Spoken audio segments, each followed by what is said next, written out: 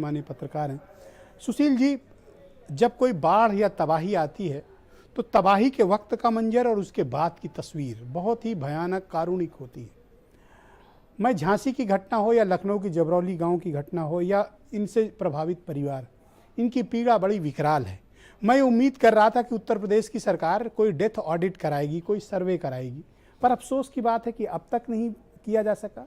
तो जो काम पत्रकार लोग गांव से पहुंचकर खबरें निकाल के दिखा पा रहे हैं, आखिर उन तक भी मदद न पहुंचना ये किस प्रकार की संवेदनहीनता का प्रतीक है?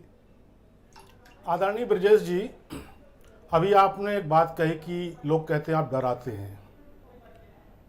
तो ये बताइए, जब टीम 11 बाबा जी से नहीं डरती, बाबा जी दिल्ली से नहीं डरते और त्राही त्राही मची हुई है, तो कम से कम उत्तर प्रदेश में इंसानियत के लिए कोई तो ऐसा कलम का योगी है जो डरा रहा है, जिससे लोग डर रहे हैं। तो हमें तो साधुवाद है, आप ऐसे ही डराते रहिए और लोग आपसे ऐसे ही डरते रहें। और अभी आपने एक बात कही ब्रजेश जी आदरणीय, कि विज्ञापन से और बयान से नहीं जाएगा। क्या बात कही आपने, केवल विज्ञान से जाएगा, केवल दृढ़ संकल्प से जाएगा। ये लोग राजनीतिक रूप से अनाथ बीजेपी वाले और बीजेपी के सिस्टम अनाथों की बात कर रहे हैं। पहले ये अभी 3 दिन जो यहाँ पर अनाथगिरी चली है, दिल्ली वाले लोग रहे हैं, तो ये राजनीतिक अनाथ लोग कैसे तय कर लेंगे? कौन तय करेगा?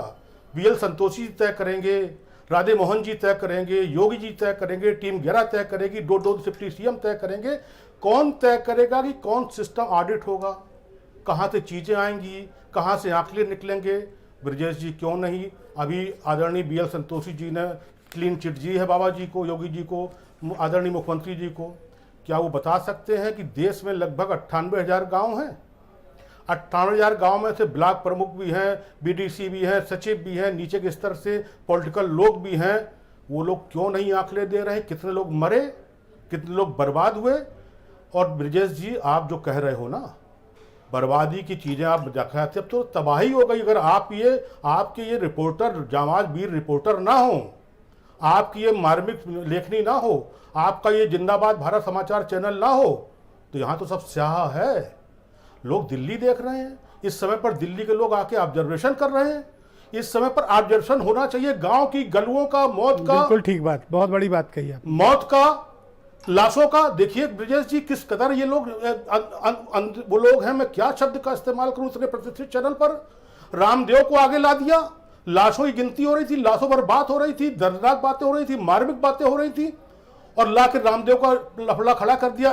एलोपैथिक वर्सेस आयुर्वेद, लाशें खत्म। तो आपका मानना क्या है कि सरकार इन गरीबों के बारे में कुछ सोचती नहीं है, या सोचती है और उन योजनाओं को पहुंचा नहीं पाती? समस्या कहाँ है? आदरणीय ब्रजेश जी, सचिव वैद्य गुरु तीनों ही, प्रिय बोले भय आस, राज धर्म तन तीनों ही, बेगी होए विनाश।